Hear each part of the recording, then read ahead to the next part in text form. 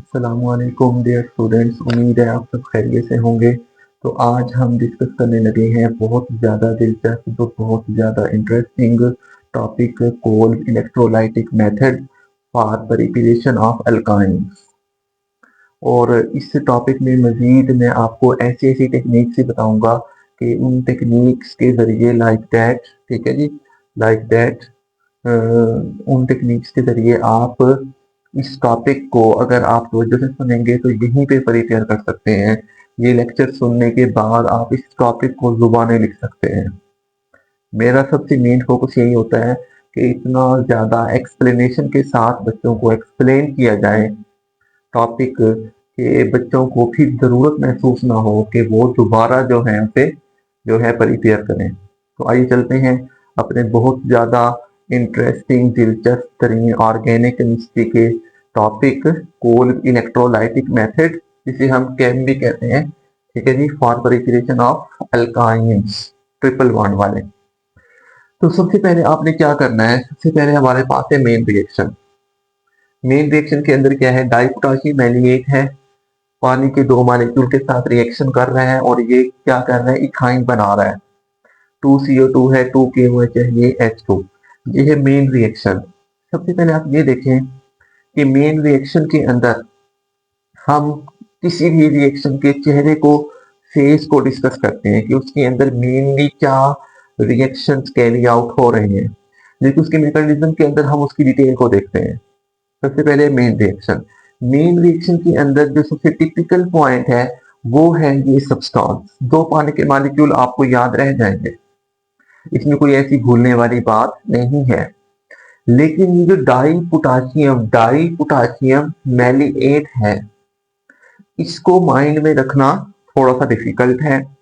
Student अक्सर यहाँ पे ये भूल जाते हैं कि यहाँ पे डबल बॉन्ड है, ठीक है जी, ये भूल जाते हैं। तो हम सबसे पहले ये देखते हैं कि इस सब्सटेंस को आप इजीली, इंतहाई आसान मैनर में किस तरीके से प्रिपेयर कर सकते हैं। तो आइए देखते हैं अपनी की तरफ, अपने टिपिकल पॉइंट की तरफ, ठीक है, अपनी टेक्निक की तरफ। तो सबसे पहले हमारे पास टेक्निक क्या है कि ये जो डाई पोटाशियम मैलिएट जो है, इसे डिराइव कहाँ से किया गया है, that is malic acid. Malic acid क्या होता है, छोड़ दें आप हर चीज को, हर टेंशन को। मैलिक एसिड ये होता है C4H4O4, यानी कि हमारे पास स्टार्टिंग सब्सटेंस क्या है, मैलिक एसिड है। मैलिक एसिड क्या है, बेसिकली ये मैलिक एसिड जो एप्पल से डिराइव किया गया है, उससे डिराइव किया गया ये एक एसिड है, ठीक है। ये आइसोमर है फ्यूमेरिक एसिड का। अगर हम दूसरी तरफ जाएंगे तो बहुत ज्यादा डिटेल हो जाएगी, लेकिन हम टॉपिक के साथ अटैच रहते हैं, बहुत ज्यादा इलेबोरेशन नहीं करते। तो आपने क्या याद रखना है, आपने याद रखना है कहो 444, कहो, दैट इज टेक्निकल की, कहो 444, इसको आप ऐसे भी उर्दू में याद रख सकते हैं, CHO, कहो 444। फिर हम इसको क्या करते हैं कि ओपन करके लिख रहे हैं C4 H4 1 2 3 4, ठीक है जी। उसके बाद आप ये देखें O4, दैट इज O4 1 2 3 4। ये हमने कहो 444 को क्या किया है, ओपन करके लिख दिया है मैलिक एसिड की फॉर्म में। मैलिक एसिड को मजीद अगर आप ओपन करके लिखें तो इस तरह लिख सकते हैं कार्बन। फिर वही है, ऑर्गेनिक केमिस्ट्री का पहला और आखिरी एक ही असूल है, सिंपल वे में बेसिक असूल है, दैट इज कार्बन हमेशा 4 बॉन्ड बनाता है। ये मैंने पहले दो लेक्चर में अल्कीन और अल्केन की प्रिपरेशन में ही बताया है। अगर आप वो देख लेंगे तो ये मजीद आपको अच्छे से क्लियर हो जाएगा। तो दैट इज मैलिक एसिड। हमने फिर क्या किया इस मैलिक एसिड के अंदर, इस मैलिक एसिड के अंदर हमने सिर्फ ये जो H है, दैट H, इन दो H को हमने क्या किया है, रिप्लेस किया है। किससे, इन टू H को हमने, इन टू H को हमने, इस एक H को और इस एक H को, इन दोनों H को हमने किससे रिप्लेस किया है, दैट इज 2 पोटाशियम। जब हमने उन दोनों H को रिप्लेस कर दिया तो ये पोटाशियम का साल्ट बन गया, वो मैलिक एसिड था, दैट इज पोटाशियम मैलिएट। 2 पोटाशियम है तो डाई, डाई का मतलब क्या है 2, डाइपोटाशियम मैंगनेट। तो मेरे ख्याल में इतना, मैं ये कहता हूँ सिंपल से सिंपल बच्चे के लिए भी इतनी एक्सप्लेनेशन काफी है। अगर आप अल्काइन को प्रिपेयर कर रहे हैं तो आपने कहो 440 कहो 440 हो तो माइंड में रखना है, इसको ओपन करके लिखा है, इससे 2 H को रिमूव कर देना, किससे, पोटाशियम से, तो ये इसका स्टार्टिंग सब्सटेंस क्या बन जाएगा, डाइपोटाशियम मैलिएट +2 पानी के मॉलिक्यूल। ठीक है जी। फिर क्या होता है जब ये बॉन्ड टूटता है तो यही बॉन्ड यहाँ पे, ये आधा बॉन्ड और ये आधा बॉन्ड मिलकर यहाँ पे ट्रिपल बॉन्ड बनाते हैं, दैट इज इथाइन। फिर क्या होता है जी, मजीद आप ये देखें कि ये CO2 CO2 2CO2, ठीक है जी। फिर क्या है जी, 2K, एक के दूसरा के, 2K OH, 2O, 2 2 हाइड्रोजन, तो 2 OH यहाँ पे आ जाते हैं, क्योंकि यहाँ पे 4 हाइड्रोजन है, 4 हाइड्रोजन है, तो 2 हाइड्रोजन, इसमें से 2 हाइड्रोजन यहाँ पे आ चुके हैं और 2 हाइड्रोजन जो है यहाँ पे आते हैं। That is briefly main reaction, लेकिन हम इसको मजीद डिटेल में समझेंगे। That is mechanism. मैकेनिज्म का मतलब क्या होता है, अंदर की बात, तो इसलिए हम इसे मजीद डिटेल से देखेंगे। और इसलिए हम क्या करते हैं, सिमेट्रिकल अल्काइन को क्या करते हैं, प्रिपेयर करते हैं। ठीक है जी, ये हमने ब्रीफली मेन रिएक्शन को देख लिया, मजीद इसको चलते हैं। और यहाँ पे क्या होती है, इलेक्ट्रोलाइसिस होती है, मैं पहले ही बता चुका हूँ। इलेक्ट्रो का मतलब क्या होता है, इलेक्ट्रो मतलब इलेक्ट्रिसिटी, बिजली, और लाइसिस का मतलब क्या होता है, ब्रेकेज, टूटना। ठीक है जी। और इसमें हम क्या करते हैं, सिमेट्रिकल को पैदा करते हैं। सिमेट्रिकल का मतलब क्या होता है, having even number of carbon atoms. ठीक है जी। इवन का मतलब है जुफ्ता नाम, ये आपके सामने है। तो अब हम चलते हैं इसके मैकेनिज्म की तरफ, इसकी आयनाइजेशन की तरफ। और ये कोल्ड इलेक्ट्रोलाइटिक मेथड जो है, ये इलेक्ट्रोलाइटिक सेल के अंदर कैरी आउट होता है। इलेक्ट्रोलाइटिक सेल के अंदर क्या होते हैं, एनोड और कैथोड होते हैं। एनोड के ऊपर हमेशा क्या होती है, ऑक्सीडेशन होती है, और कैथोड के ऊपर हमेशा क्या होती है, रिडक्शन होती है। जब हम बिजली को ऑन करते हैं तो करंट गुजरता है और ऑक्सीडेशन और रिडक्शन का प्रोसेस क्या होता है, कैरी आउट होता है। So simple, so simple. तो अब हम क्या करते हैं, इस मेन स्पीशी को उठा लेते हैं। ठीक है जी। अब इसी मेन स्पीशी को मैंने मजीद ओपन करके आप लोगों को समझाने के लिए यहाँ पे लिखा है। ठीक है, अब आप यहाँ पे ये देखें, ये कार्बन, ये कार्बन, ये H सिंगल बॉन्ड H, ये single bond H, double bond, double bond, ये कार्बन, ये कार्बन, ये हाइड्रोजन, ये हाइड्रोजन। फिर आप ये देखें, ये CO, that is that CO, ये CO, ये CO। फिर ये OK, that is OK, OK, that is also OK. Is it OK? Definitely it is OK. Clear? 2 पानी के molecule, electrolysis, ethyne, 2CO2, 2KH, H2। ये H2 गैस जो है, ये गैसियस फॉर्म में क्या हो जाती है, इवॉल्व हो जाती है। अब हम चलते हैं मैकेनिज्म की तरफ। मैकेनिज्म का मतलब क्या होता है, अंदर की बात, यानी कि जो मेन रिएक्शन कैरी आउट हुआ है उसके अंडरस्टूड क्या चीज वकू पजीर हुई है, देखते हैं। बहुत ही आसान है, बहुत ही सिंपल है, वेरी सिंपल, वेरी सिंपल। ठीक है जी। तो अब हम ये करते हैं, अब हम लेके चलते हैं इसी स्पीशी को उठा के हमने यहाँ पे रखा। ठीक है।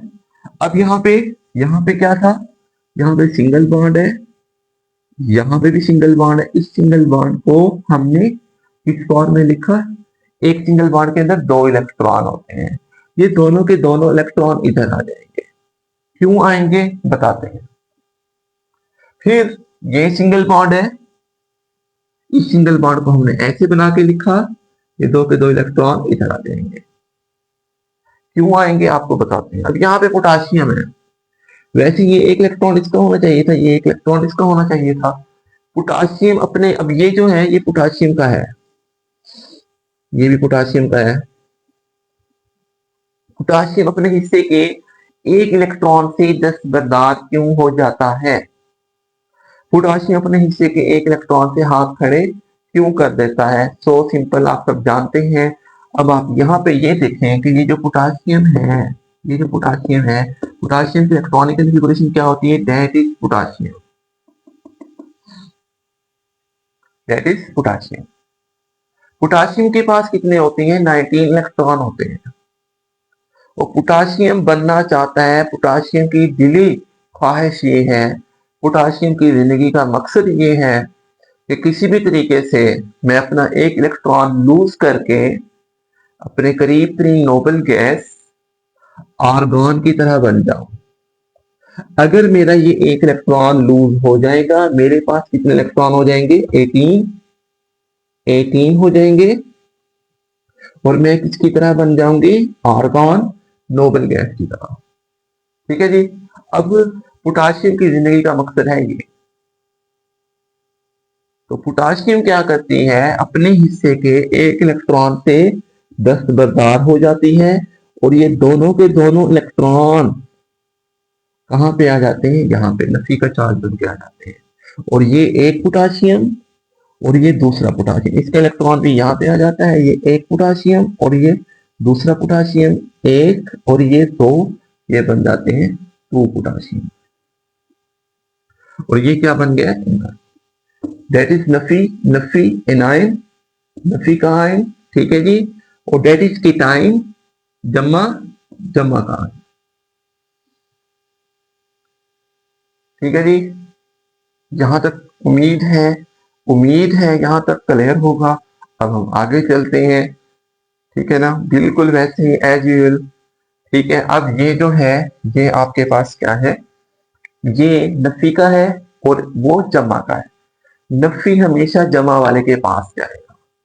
नफी जो है, ये जो एनाइन है, ये जो एनाइन है, ये जो एनाइन है, ये जो एनाइन है, ये हमेशा किसके पास जाएगा? ये एनाइन हमेशा आएगा जमा वाले के पास। क्यों? अब ये देखिए, एनाइन है, नफी का आयन है। नफी नफी मनफी हमेशा किसके पास जाएगा? मनफी हमेशा जाएगा जमा वाले के पास।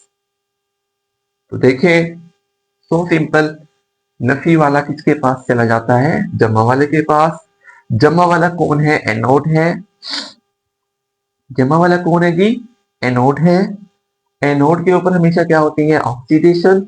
ऑक्सीडेशन में ऑलरेडी आपको बता चुका हूं। ऑक्सीडेशन का मतलब क्या होता है? रिमूवल ऑफ इलेक्ट्रॉन, इलेक्ट्रॉन का इखराज।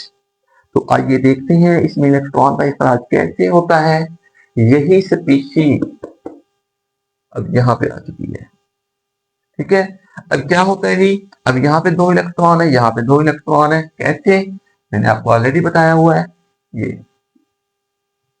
ये अब यहाँ से एक इलेक्ट्रॉन और यहाँ से एक इलेक्ट्रॉन, ये एक और ये एक, ये दोनों इलेक्ट्रॉन इधर आ जाते हैं। ये दोनों इलेक्ट्रॉन इधर आ जाते हैं। अब यहां से ये एक और ये एक और एक, ये दो इधर, और ये एक इलेक्ट्रॉन और ये एक इलेक्ट्रॉन ये इधर। ठीक है जी। अब क्या हुआ है? सो सिंपल, तवज्जो से बने रहे। इस स्पीशी के अंदर से दो इलेक्ट्रॉन क्या हो गए हैं? रिमूव हो गए हैं। तो इस स्पीशी की क्या हो गई है? ऑक्सीडेशन हो गई है। भाई कहां पे हुई है ऑक्सीडेशन? एनोड के ऊपर हुई है। तो एनोड के ऊपर हमेशा क्या होती है? ऑक्सीडेशन। ये अक्सर एंटी टेस्ट के अंदर ये मारूफी अक्सर पूछी जाती है। Is it clear? तो अब हम आगे प्रोसीड करते हैं। सो सिंपल, सो लॉजिकल, सो टेक्निकल। तो देखें, इसी स्पीशी को हम क्या करेंगे? यहां पे ले आएंगे। ठीक है जी। Same, C double O. फिर क्या होता है जी? अब आप यहाँ पे ये देखें, ये वाला बॉन्ड जो है, ये वाला बॉन्ड टूटता है। ठीक है, अब ये वाला बॉन्ड यहां से टूटता है। यहां से टूटेगा, यहाँ का एक इलेक्ट्रॉन और यहाँ का एक इलेक्ट्रॉन, यहाँ का एक इलेक्ट्रॉन और यहाँ का एक इलेक्ट्रॉन। ये देखें, अब यहां से ये CO2, ये CO2, और ये दूसरा CO2। ठीक है जी, मैं आपको यहाँ पे क्लियर कर देता हूं। अब यहाँ पे देखें, ये CO2, CO2, CO2, 2CO2, इसको मैंने मजीद खोल के लिखा है यहाँ पे, ये इस तरह, ये इस तरह। इसको आप या ऐसे लिख सकते हैं, या आप इसको ऐसे लिख सकते हैं, या आप इसको ऐसे लिख सकते हैं। फिर मजीद क्या बना दी, ये दैट स्पीशी कम हियर। ठीक है, फिर यही स्पीशी इधर आ जाती है, इसको हमने ओपन करके लिखा सी सी एच एच, सी सी एच एच। ये एक इलेक्ट्रॉन, ये एक इलेक्ट्रॉन, ये दूसरा इलेक्ट्रॉन, ये दूसरा इलेक्ट्रॉन, ये डबल बॉन्ड, ये डबल बॉन्ड। फिर क्या होता है, ये इलेक्ट्रॉन इधर आ जाता है, ये इलेक्ट्रॉन इधर आ जाता है, दोनों मिलकर आपस में ट्रिपल बॉन्ड बनाते हैं। ये ट्रिपल बॉन्ड। अब इसमें क्या होता है, ये ट्रिपल बॉन्ड है। अब इसमें जो पहला बॉन्ड है वो क्या होता है, सिग्मा। दूसरा क्या होता है, पाई। तीसरा भी क्या होता है, पाई। ठीक है, तो ये आपकी क्या बन चुकी है, that is alkyne, that is C2H2। अब इसके अंदर मजीद आप ये भी देख सकते हैं, इसके अंदर मजीद आप ये भी देख सकते हैं कि ये जो है, अक्सर पूछा जाता है, अक्सर पूछा जाता है कि अल्काइन के अंदर सिग्मा बॉन्ड कितने हैं। ये देखें, ये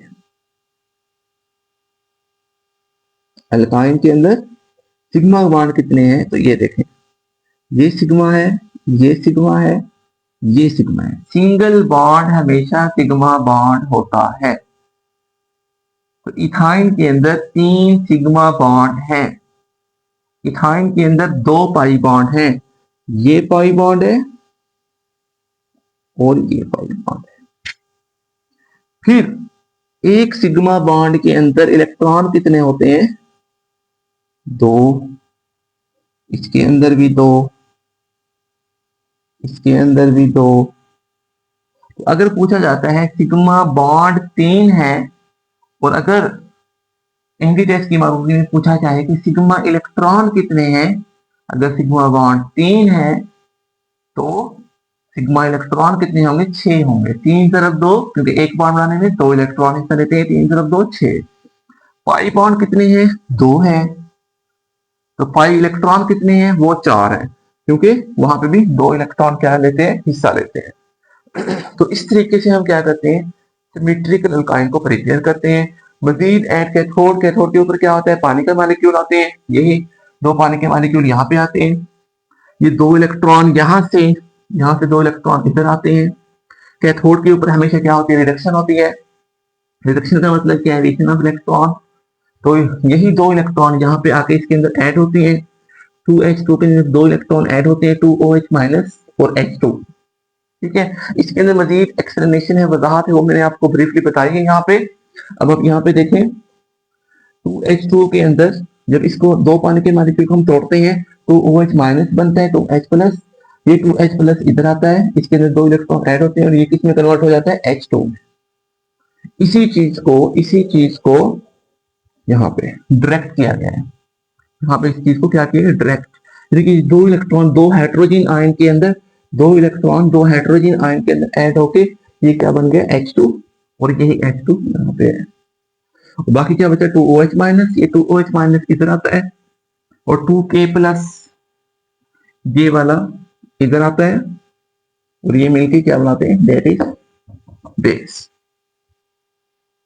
ठीक है जी। फिर हाइड्रोक्साइड के ऊपर -1 क्यों आता है, ये आपके सामने है। ऑक्सीजन के ऊपर -2 होता है, हाइड्रोजन के ऊपर +1, तो -2 में से जब +1 जाता है तो -1 बचता है, इसलिए हम हाइड्रो ऑक्साइड के ऊपर -1 जो है ये चार्ज होता है। ठीक है जी, that is all about chem. Coolb electrolytic method is only used for preparation of symmetrical alkynes. आयन का मतलब क्या है, that is triple bond, 1 sigma pi और ये पाई। ठीक है जी, that is all about preparation of, हमने हर एस्पेक्ट से इसको क्या कर लिया है, देख लिया है। उम्मीद है आपको समझ में आया होगा। और मजीद जो की है वो मैंने आपको बता दी है कि आपने मैलिक एसिड को एक शॉर्ट टेक्निक से क्या करना है, प्रिपेयर करना है। तो इस तरीके से आप बड़े अहसन अंदाज से इसको क्या कर सकते हैं, इस लॉन्ग क्वेश्चन को अटेम्प्ट कर सकते हैं। अगर मजीद कोई आपको कंफ्यूजन हो तो आप कमेंट में बता सकते हैं। अगर आपको ये टॉपिक समझ में आया हो तो अपने फ्रेंड्स से जिन्हें समझ में नहीं आया उन्हें शेयर करें ताकि वो समझ सकें और अपने एग्जाम के अंदर बेहतर मार्क्स जो है वो हासिल कर सकें। अल्लाह हाफिज।